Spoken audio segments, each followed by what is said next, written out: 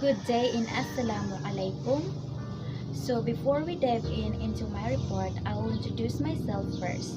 I am Narafa A. Dimaro, BSN English 2A. And this video report will be submitted to Maam Raisa M. Darangkal, our speech and theater arts instructress.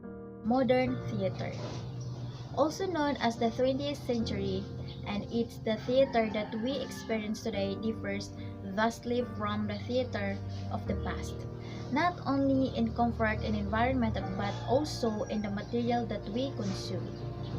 The modern theater is literature that is written to be performed on the stage. It is also a form that goes back to ancient Greek and includes such writers as Shakespeare, Sophocles, and Christopher Marlowe. However, it is a form that tends to go in and out of fashion depending on the availability of theater and audiences. The modern theater describes the period of extraordinary change in theater, impacting Asian, European, and American theater forms. It focuses on a broad perception of looking into art, including theater critically. When we think about modern theater, we inevitably think about realism and naturalism. Realism, musical theater, opera are new forms of modern theater. Realism is an artistic movement developed historically in tandem with the rise of modern science, with its emphasis on observation, accurate recording, and theorizing about natural phenomena. Characters are believable, everyday type, costumes are authentic, and the realistic movements in the theater or subsequent performance style have greatly influenced 20th century theater and cinema, and its effects are still being felt today. Naturalism, in terms of style, naturalism is an extreme or heightened form of realism as a theatrical movement and performance style. Naturalism was short-lived. Stage time equals real time. Example, 3 hours in the theater equals 3 hours for the characters and the world of the play, or close enough. Costumes, sets, and props are historically accurate and very detailed, attempting to offer a photographic reproduction of reality. As with the realism, setting for naturalistic dramas are often bland and ordinary. Naturalistic dramas normally follow rules set out by the Greek philosopher Aristotle, known as the three unities: time, place, and action. The pioneer of modern theater, after a period of being dormant for much of the 18th century, the drama made a comeback in the last decade of the century and the early decades of the 20th century. Thanks to Henrik Ibsen, George Bernard Shaw, and Eugene O'Neill. Though these writers were very different, their works shared characteristics that were representative of newborn drama is known as modern drama.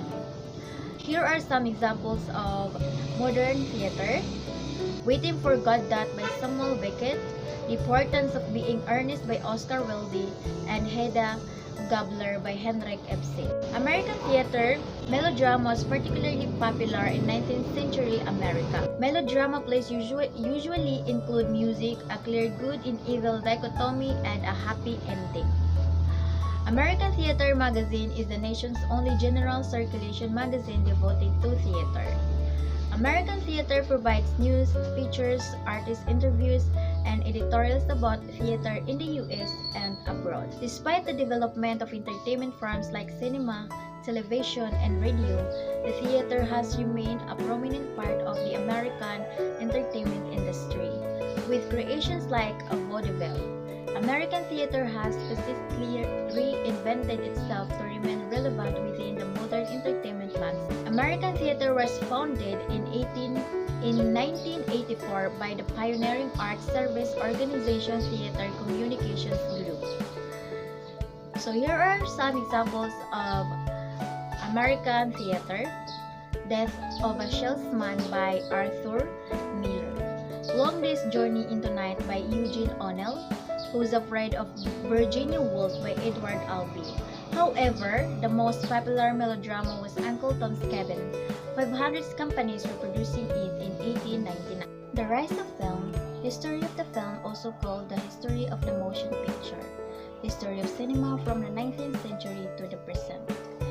motion of films is based on the optical phenomena known as persistent vision and the P phenomenon. The first of these causes the brain to retain images cast upon the retina of the eye for a fraction of a second beyond their disappearance from the field of sight, while the latter creates apparent movements between images when they succeed one another rapidly. Together, these phenomena permit the succession of still frames on film strip to represent continuous movements when projected at the proper speed. Traditionally, 16 frames per second for silent films and 24 frames per second for sound films. There was a clear advantage to seeing a play. However, theater enthusiasts worried when sound came to film in 1927.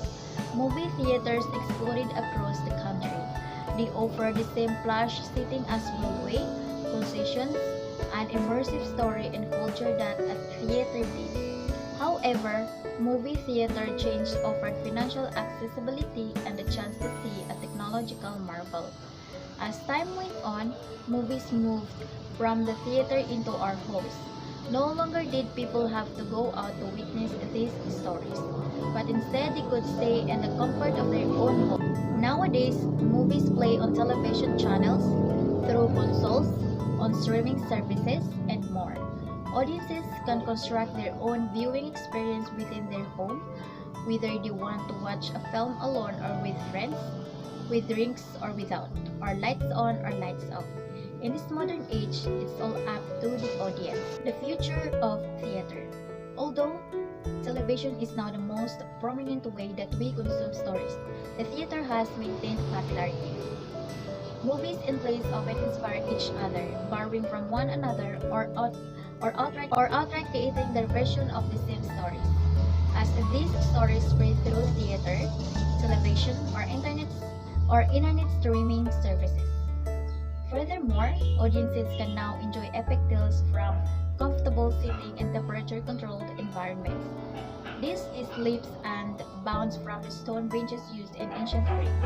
More and more people are also creating their home theaters. This allows audiences to stay in the comfort of their own homes, a definite convenience, and the profound intimacy of witnessing a story alone.